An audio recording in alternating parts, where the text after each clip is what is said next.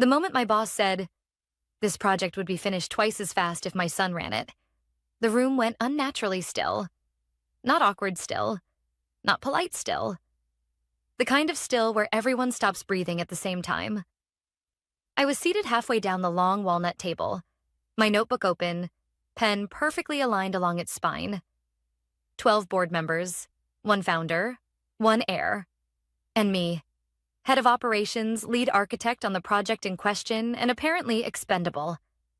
No one looked directly at me, but I felt every shift of attention tilt in my direction. My boss, Andrew Cross, folded his hands as if he had just commented on the weather.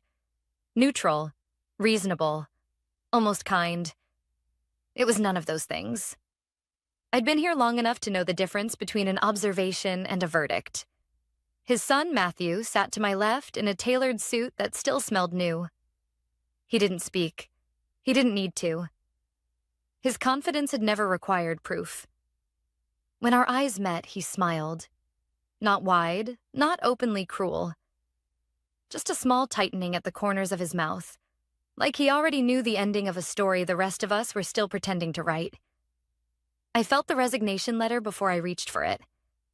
The envelope rested inside my notebook, folded once, crisply. I'd printed it at home at midnight, the night before the meeting.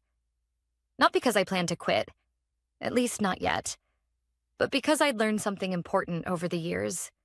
When people start talking about speed instead of accuracy, replacement is already underway. Andrew continued, Kelly is thorough, but this phase requires momentum. He didn't use the word slow. He didn't need to. The implication hung there, sharp and deliberate. Thorough had become a liability. Precision, a weakness. Matthew leaned back, arms loose, relaxed in a way that only someone insulated from consequence can be. He didn't look at the project brief, didn't ask a question. He already owned the outcome in his mind. I stood. The sound of my chair legs against the floor was louder than it should have been. Andrew paused, surprised. Not by disagreement, but by the interruption. That was new. If you want your son to take over, I said calmly, my voice steady enough to surprise even me, then this belongs to you. I placed the envelope on the table. One motion, no flourish. Matthew's smile sharpened. Across from us, the founder, Richard Hale, finally moved. He had been silent the entire exchange, fingers steepled, eyes unreadable. He studied the letter, then Andrew, then me. All right, Richard said. Hand the project to your son. Andrew exhaled, victorious. Then Richard turned slightly in his chair, his gaze locking onto mine. Kelly, my office. 10 minutes, bring the letter. He didn't ask. He didn't explain.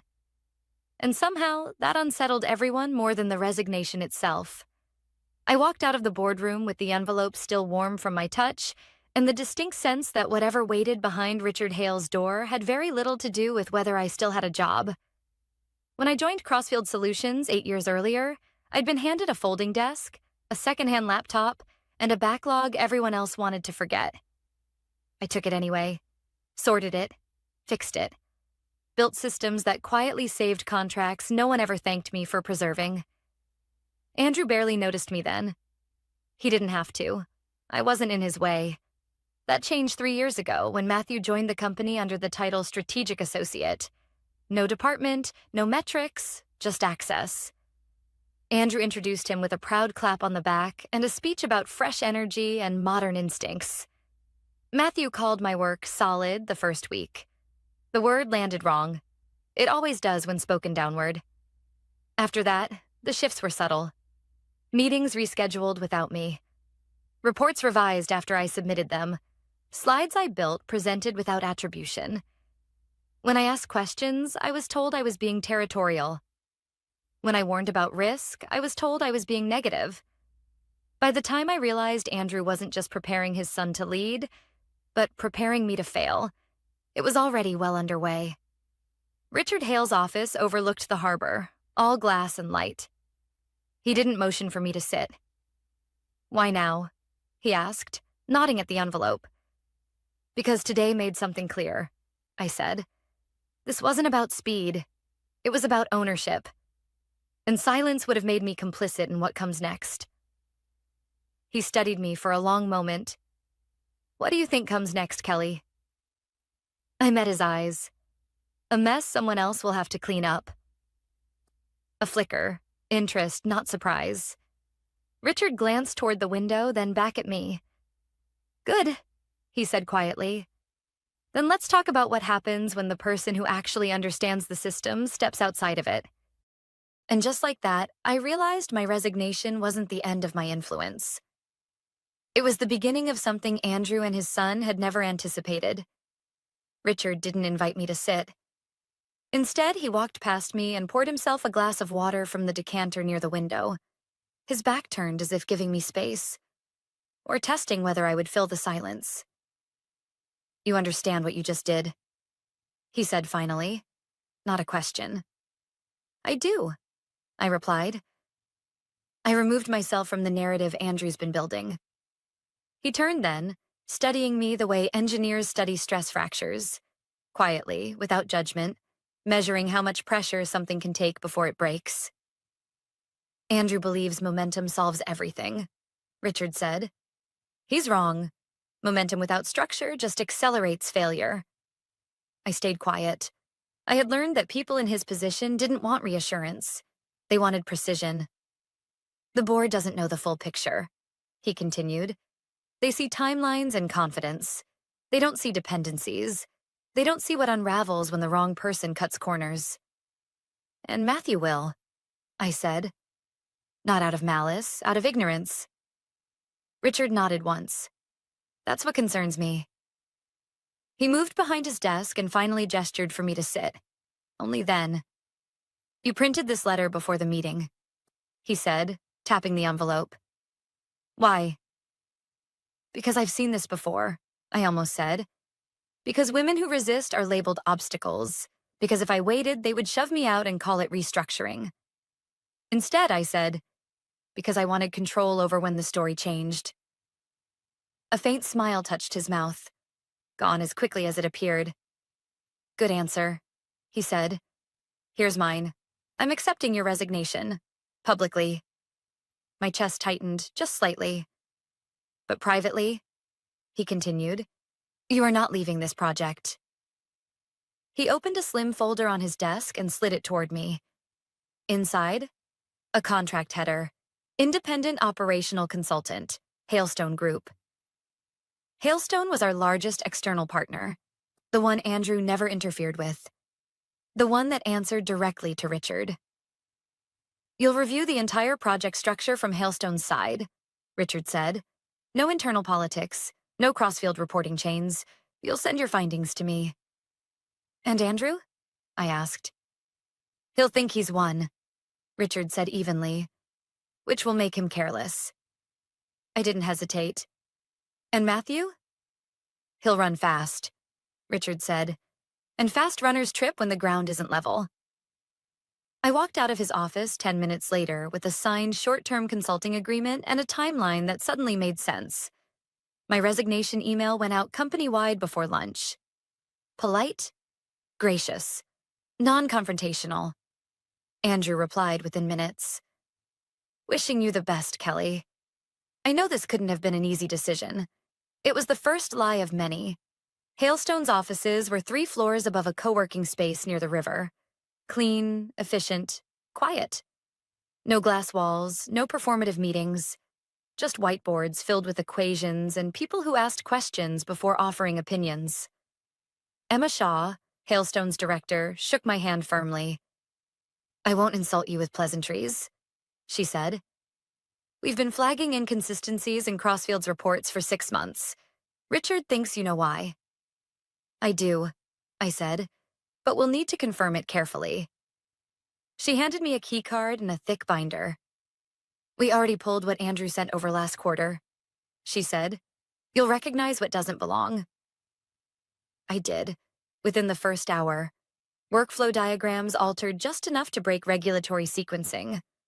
Risk buffers removed and relabeled as optional redundancies. Performance metrics smoothed, peaks exaggerated, valleys erased. I found my own language repurposed without context. Draft notes I'd never finalized, presented as implementation proof. On the second day, I requested server-side logs. Emma raised an eyebrow. Expecting something? I am, I said, and I hope to be wrong. I wasn't. Access timestamps trace back to Matthew's credentials. Overrides requested and approved under Andrew's authorization. Files copied, modified, re-uploaded. Version histories deliberately flattened. This wasn't enthusiasm. It wasn't ambition. It was falsification. On the third day, Matthew's first project update went out. Company-wide email. Subject line, accelerated progress achieved.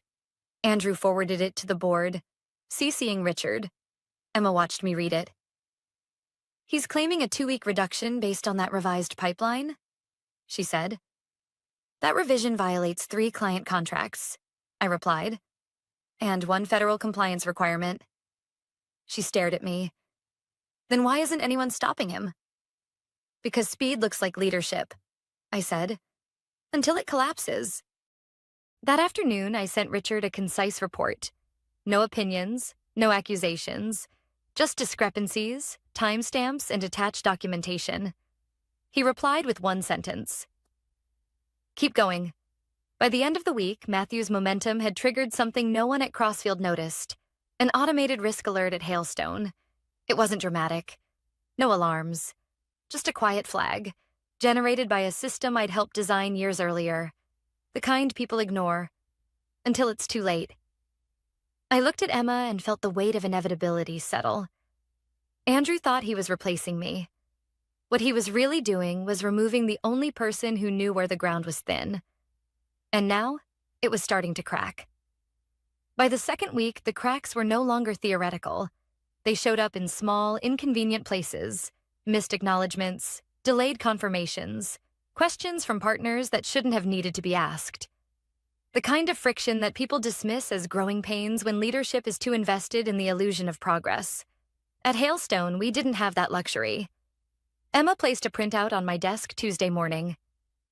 Client Delta flagged a discrepancy in delivery sequencing, she said.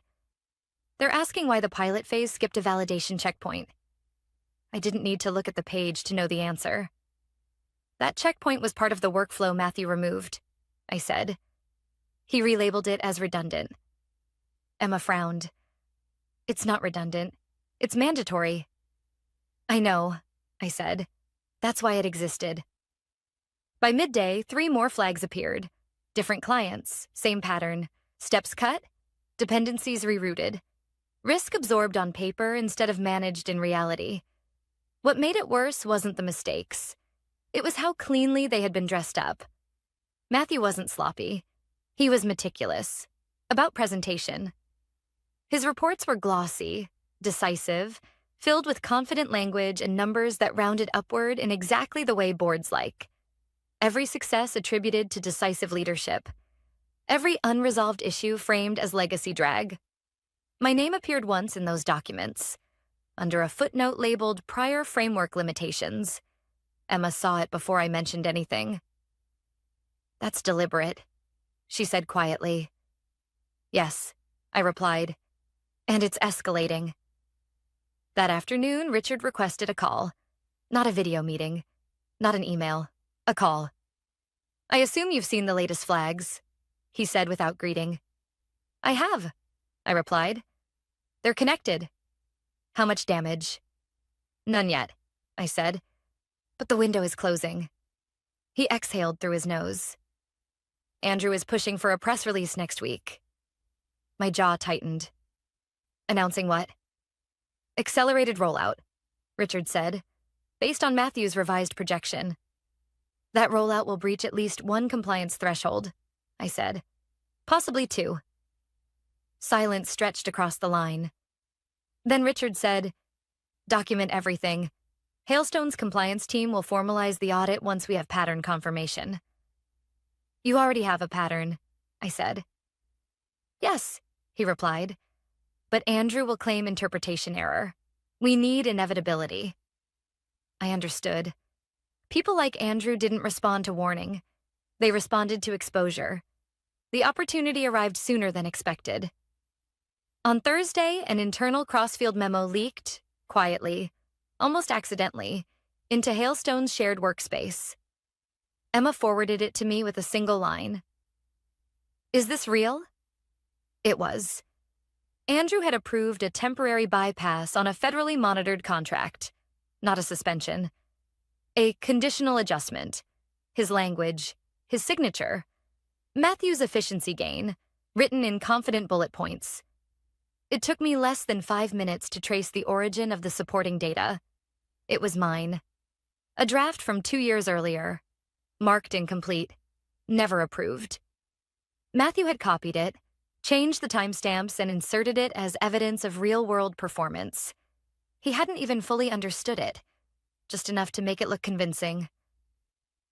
That was the moment my anger sharpened into something colder. This wasn't ambition anymore. It was fraud. I called Emma. "We need Marcus." Marcus Klein was Hailstone's compliance lead. Former regulator, exacting, unimpressed by confidence.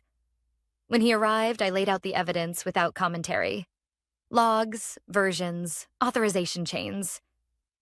He read silently, jaw tightening. "This isn't aggressive leadership," he said finally. "This is intentional misrepresentation." "Yes," I said, "and it's systemic." He nodded once. "I'll trigger a formal audit. That puts us on record." "What does that mean for Crossfield?" Emma asked. Marcus looked up. "It means their board will receive findings they can't redefine." That evening, my phone buzzed. A message from Jake, a project analyst I'd worked closely with for years. "Kelly, are you watching this?" I replied immediately. "What happened?" "Matthew presented today." The board applauded. Andrew looked triumphant. My fingers hovered over the screen. "Any questions?" A pause. Then, "Helen asked about missing validation steps. Andrew said those were tied to your old framework and had been streamlined." I closed my eyes. "Did anyone challenge it?" I typed. Another pause. Longer this time. "No." The silence told me everything. People weren't convinced. They were intimidated. The audit findings were sent the following morning. Not leaked, not dramatized, delivered. By afternoon, Richard forwarded me a single message. "Emergency board session scheduled. You are not invited." I didn't need to be. Jake called an hour later, whispering, "Kelly, it's bad." I listened as voices rose in the background. Andrew's, tight, defensive. Matthew's, higher, frantic. Then Richard's voice cut through, calm and sharp. "Explain why Hailstone's logs trace falsified data to your authorization."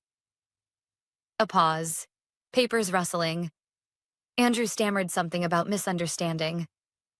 Richard didn't raise his voice. "Intent doesn't matter when the outcome is manipulation." I leaned back in my chair, heart steady, breath slow. For the first time since I stood up in that boardroom, I wasn't bracing myself for impact. I was watching gravity do its work. Andrew had removed me to speed up the story. What he hadn't realized was that I was the only one who knew how it ended. The board meeting lasted nearly 2 hours. I wasn't in the room, but pieces of it reached me in fragments. Through Jake's hushed phone call, through an email Emma received from Hailstone's legal team, through the tone of Richard's brief update that came late that afternoon. Short, precise, controlled, proceeding as expected, remain available, that was all. Jake called once the meeting adjourned. He didn't bother lowering his voice this time. "Kelly, I've never seen anything like it." I closed my laptop and leaned back, staring at the ceiling. "Start from the beginning." "There were charts," he said. So many charts. Andrew kept trying to explain them away. Calling them drafts, calling them misaligned timestamps. Matthew tried to jump in twice. Richard shut him down both times.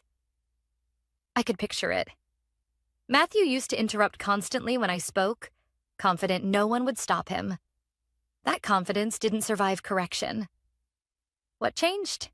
I asked. Helen, Jake said. She asked why the workflows Hailstone reviewed didn't match what the board had approved 6 months ago. Andrew said they'd evolved.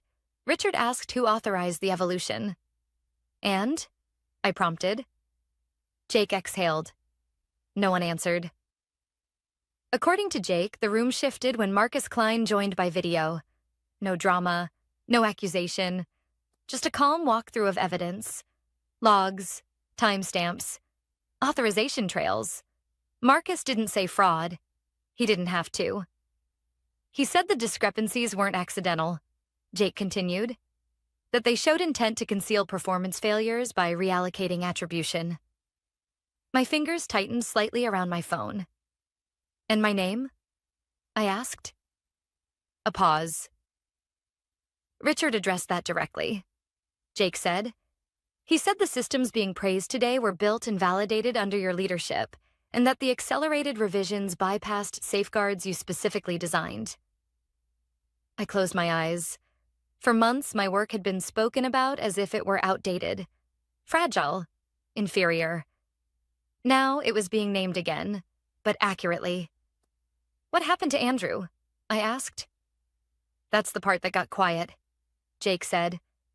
Richard said Andrew would step away immediately pending a full internal investigation. HR escorted him out. And Matthew? Jake hesitated. He tried to argue, said he was following direction, that you'd refuse to adapt. And? Richard's voice came back to me through Jake's memory. Steady, unmoved. Following direction without understanding consequence is not leadership. Matthew was removed from Project Authority effective immediately. His access revoked. His future suddenly undefined. When the call ended, I sat there longer than I expected to. I didn't feel triumphant. I felt tired. That evening, Richard asked me to meet him the following morning. Not at Hailstone. Not at Crossfield. A cafe near the water. Neutral ground. He was already there when I arrived, coat folded beside him, coffee untouched. You handled this cleanly, he said once I sat down. I documented facts, I replied. That's all. That's more than most people do, he said. They hesitate. You didn't. I stirred my tea slowly. Because hesitation was already being used against me. Richard nodded. Andrew counted on your restraint. Yes, I said. He always did. He slid a folder across the table, thicker than the first. This is not a return offer, he said before I could open it. Crossfield no longer deserves your loyalty. Inside was a long-term consulting agreement. Direct, independent. My name listed not as support, but as authority. You'll operate outside the company, he continued. You'll design, audit, and approve systems that Crossfield relies on, but cannot alter. I looked up. Andrew built his power by controlling internal narratives. Exactly, Richard said, and they collapsed the moment they left that ecosystem. I sat with that. The vindication, subtle and restrained. What's the message here? I asked. To the board? That accuracy outlasts influence, Richard replied, and that systems built on truth don't break when personalities do. I signed the contract 2 days later. Andrew's termination became official by then. Matthew's role quietly dissolved. No announcement, no apology. The company reframed the narrative quickly. Strategic realignment, leadership transition, commitment to integrity. I watched it from a distance, no longer inside the machinery. Jake visited me at Hailstone that Friday. He looked lighter. People are talking, he said. Not just about Andrew, about you. I smiled faintly. Let them. They're saying the project didn't stall when you left, he added. It failed. That was inevitable, I said. They removed structure, not me. As he left, I turned back to my screen, reviewing a system diagram. One Crossfield would rely on for years without knowing where my influence ended and theirs began. For the first time, my work wasn't subject to reinterpretation. It simply existed. And that, I realized was power Andrew never understood. The fallout didn't arrive all at once. It unfolded in layers, the way consequences usually do when no one is rushing to dramatize them. Crossfield's official announcement came on a Monday morning. A carefully worded internal memo about organizational restructuring and temporary leadership adjustments. Andrew's name appeared once. Matthew's didn't appear at all. By noon, the trading partners knew more than the memo said.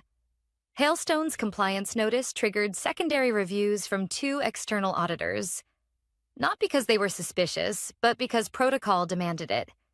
Once that chain begins, it doesn't stop for sentiment or seniority. It stops only when the math does.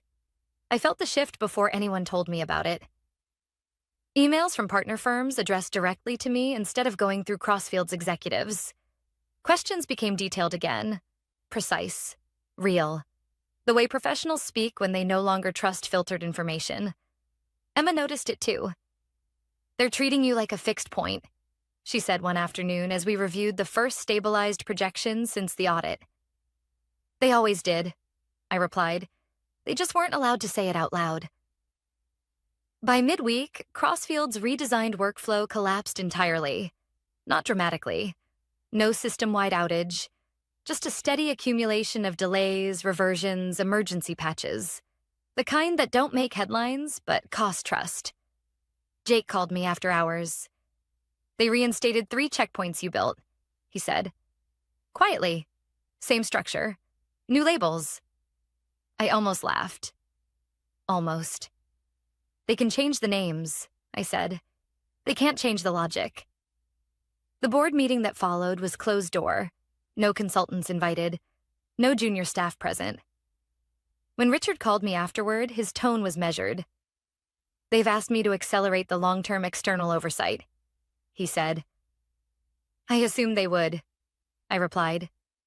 "They didn't frame it as oversight," he added. "They framed it as dependency." That word mattered. Dependency meant they no longer believed they could operate independently of the systems I designed.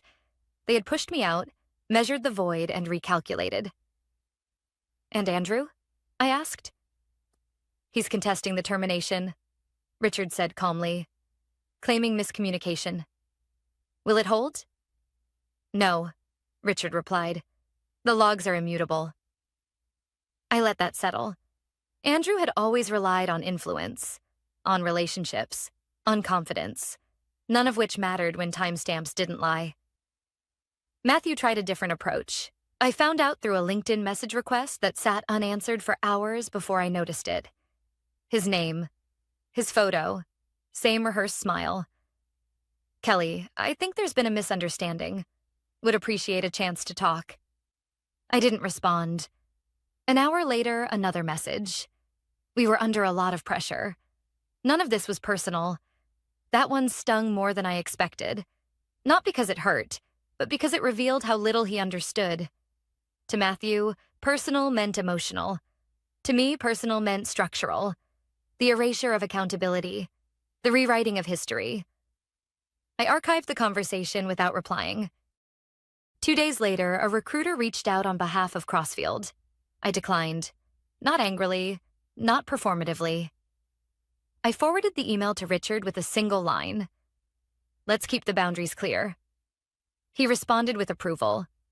Hailstone finalized the extended contract by the end of the week. The scope expanded beyond Crossfield. 2 additional firms, 1 regulatory review board liaison. Emma printed the agreement and slid it across the table. "You're aware," she said, "that this makes you the person Crossfield answers to, without being able to influence you." "I'm aware," I said. "That's the point." That Friday, I ran into Andrew unexpectedly. Not at a meeting, not at a conference, a grocery store near my apartment. He looked smaller somehow, less certain of his space. When he recognized me, he stiffened. "Kelly," he said carefully, "I didn't expect—" "I know," I replied. "You rarely did." He swallowed. "You should understand, I was doing what I thought was best for the company." I studied him. Really studied him. "You were doing what was best for your son," I said. The company was incidental. That's not fair, he snapped. No, I said evenly. It's accurate. He searched my face, perhaps expecting satisfaction, gloating, vindication. He found none. I warned you, I continued, quietly, repeatedly. You ignored me because listening would have required you to slow down. Silence stretched between us. I hope it was worth it, I said finally. Not threatening, not cruel, simply factual. I walked away before he could respond.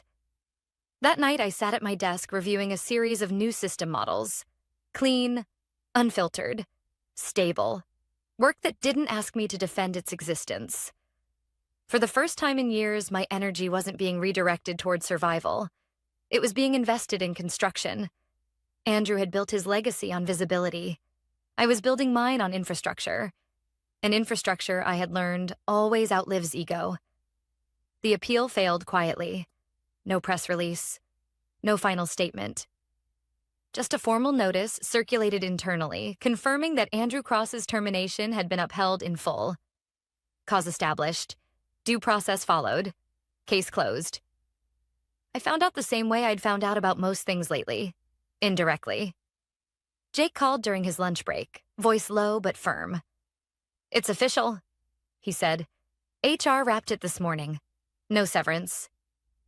I let out a slow breath I didn't realize I'd been holding. And Matthew? Jake hesitated. He resigned last week. Gave notice. Didn't say where he's going. I imagine he won't, I said. When the call ended, I sat at my desk for a long moment, hands resting flat on the table. I didn't feel relief the way I'd expected. There was no rush of satisfaction, no sense of victory. What I felt instead was distance. The kind that comes when something that once consumed your energy finally loosens its grip. At Hailstone, the work had shifted again. Not just volume, tone.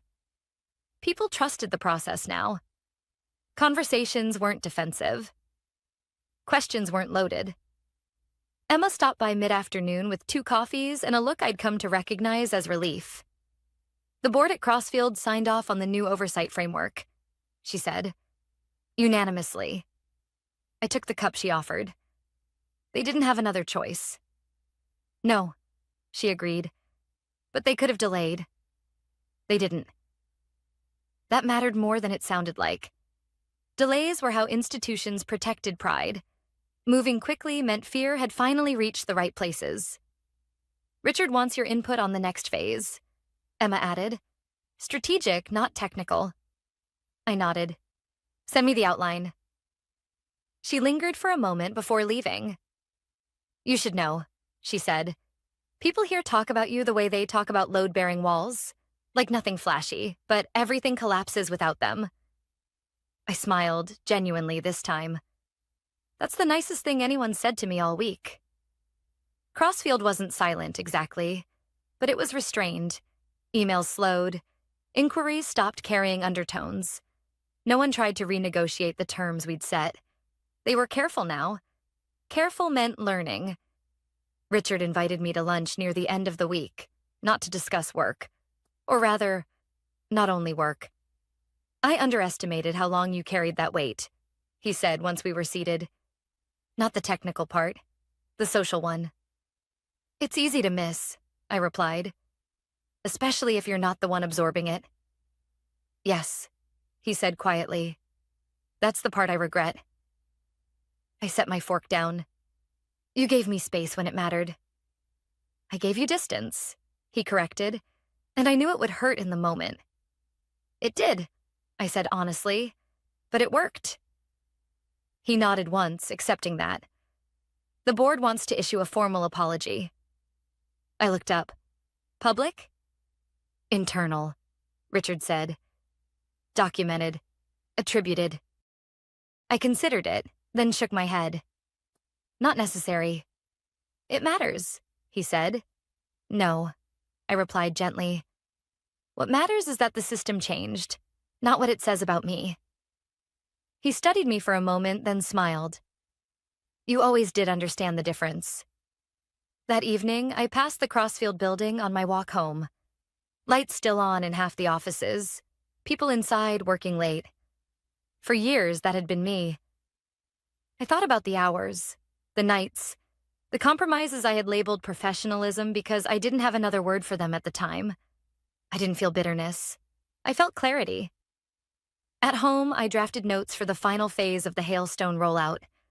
A system built to make manipulation difficult, transparency unavoidable, accountability embedded. It wasn't personal. It was preventative. Jake sent a message later that night. "The team's different now," he wrote. "People ask why things work, not just who approved them." I responded after a moment. That's how it should have been. As I set my phone down, I realized something important. Andrew's removal hadn't fixed the culture on its own. Matthew's absence hadn't magically created integrity. What changed was exposure. The quiet certainty that someone somewhere understood the system well enough to see through shortcuts. That presence didn't need to sit in the boardroom. It just needed to exist. And for the first time in my career, I wasn't fighting to be heard. I was being relied on, without being visible enough to threaten anyone. The irony didn't escape me. By stepping away, I'd finally stepped into influence. And the story Andrew had tried to rush past me? It was ending on terms he never took the time to understand. The last email from Crossfield came on a quiet Tuesday morning. No urgency. No subtext. Just a confirmation that the final phase of the oversight framework had been approved and implemented without revision. I read it once, archived it, and didn't think about it again. That was how I knew it was over. Not because they admitted fault, not because apologies were made, but because the system no longer needed my presence to function correctly. It needed my logic, and that was already embedded. A week later, Richard stepped back as founder.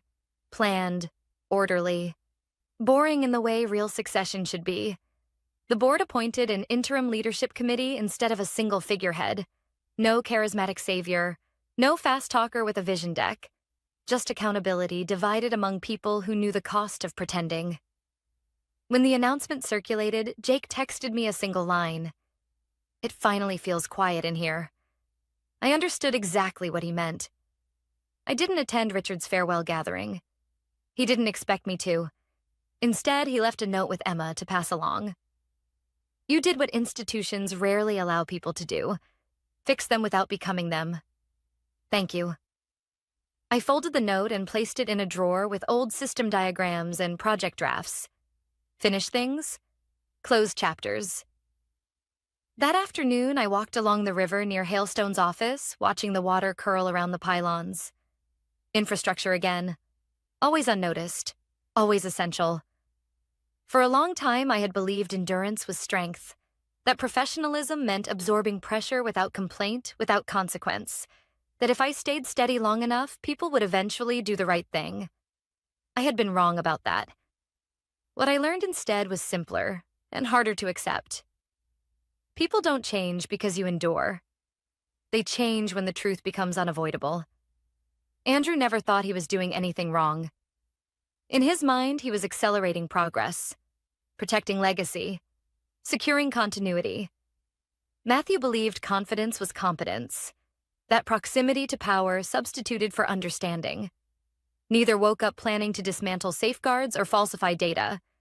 They just never slowed down long enough to learn what those safeguards protected. And I let myself become convenient. Not invisible. Convenient. Easy to reframe. Easy to displace. Easy to credit when things went well and quietly sideline when they didn't. My mistake wasn't trusting them. It was trusting that patience alone would be enough to protect the work. At Hailstone, my role expanded again, but gently, sustainably. I supervised 2 project architects, both early in their careers. On their first week, one of them asked how to survive corporate politics without becoming bitter. I thought about it before answering. "Build things that tell the truth," I said. "And keep your name attached to them. Quietly, if you must, but unmistakably." They nodded, uncertain. I recognized that look. Understanding always lags experience. A month later, I ran into Matthew again, this time at a conference. Smaller venue, less spectacle. He spotted me across the room and hesitated. Then he walked over. "Kelly," he said, "I owe you an apology." I waited. "I didn't understand what you built," he continued. "I thought direction was enough." I met his eyes. He looked different, less rehearsed, more cautious. "Direction without comprehension is dangerous," I said. "You learned that the hard way." "Yes," he agreed. "So did my father." We stood there in silence for a moment. "I hope you're doing well," he said finally. "I am," I replied, and meant it. He nodded once and walked away. That was closure enough. On my last day of the quarter, I reviewed the performance summary Hailstone circulated to its partners.